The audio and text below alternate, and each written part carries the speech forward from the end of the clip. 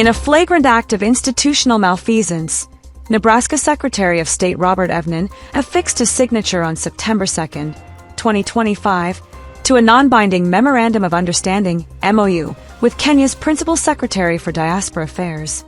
Ostensibly framed as a vehicle for educational exchanges, vocational apprenticeships, and lawful labor mobility, this accord harbors a pernicious intent: the deliberate importation of Kenyan truck drivers to supplant Nebraska's native workforce. Far from a benign diplomatic gesture, this maneuver constitutes nothing less than treasonous dereliction of duty, emblematic of a deeper rot within the state's governance.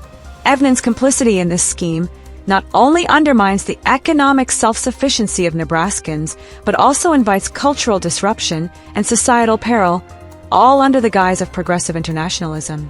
At its core, the MOU exposes a profound obliviousness to the foundational imperatives of national and regional sovereignty. Nebraska, a bastion of agrarian resilience and Midwestern ingenuity, boasts a surfeit of qualified truckers, veterans of its vast cornfields and interstate arteries, who stand ready to meet domestic demands. Yet Evnen, in a display of bureaucratic myopia, posits that such roles evade local talent, necessitating the influx of foreign labor from a distant East African nation. This is not mere oversight. It is a calculated affront to the dignity of working Nebraskans, whose livelihoods are sacrificed on the altar of cost-cutting expediency. By prioritizing Kenyan nationals, unversed in Nebraska's topography, regulatory frameworks, and linguistic nuances, Evnen devalues the very constituents he is sworn to serve, perpetuating a cycle of wage suppression and resource strain that has long plagued American labor markets. Evnen's proposition transcends incompetence, veering into the realm of willful ideological sabotage. Consider the incongruity of Kenya as a partner, a nation separated by oceans, histories, and irreconcilable worldviews, with no organic ties to Nebraska's pastoral ethos. Why Kenya, of all global locales? Why African migrants, specifically, when proximate alternatives abound?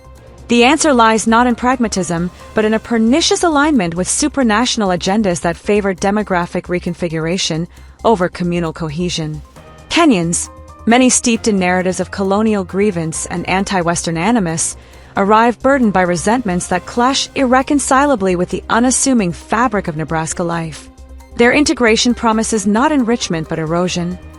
Overburdened schools ill-equipped for linguistic and cultural chasms, roadways fraught with navigational hazards from unfamiliar drivers, and communities fractured by imported animosities toward white American values, as the Accord's proponents euphemistically dub our heritage.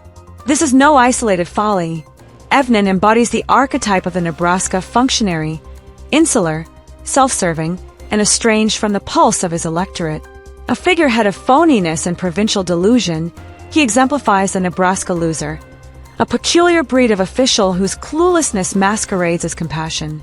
His advocacy for this influx serves not public good but private machinations, rumored entanglements in financial frauds and state-sponsored peculation that demand fresh revenue streams to sustain.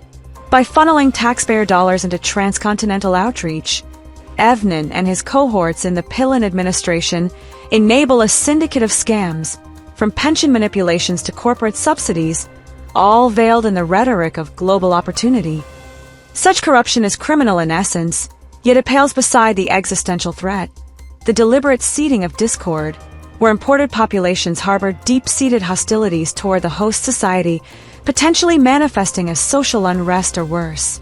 The audacity of this policy demands scrutiny of its enablers. Nebraska's governmental apparatus, complicit in funding these overtures, betrays a systemic ineptitude that borders on the absurd. Why allocate resources for Evnen's Kenyan dalliances when legions of underemployed Nebraskans, capable, loyal, and rooted, languish in idleness? This is not statesmanship, it is abdication, a surrender to the siren call of replacement migration that has already diluted border states through Mexican inflows and now creeps northward to the plains. Evnen's blindness to these perils, his failure to foresee disrupted classrooms, eroded wages, and simmering ethnic tensions, reveals a man unmoored from reality, propped up by an electorate's inertia and a media's indifference. The indictment extends beyond Evnen to the broader edifice of betrayal.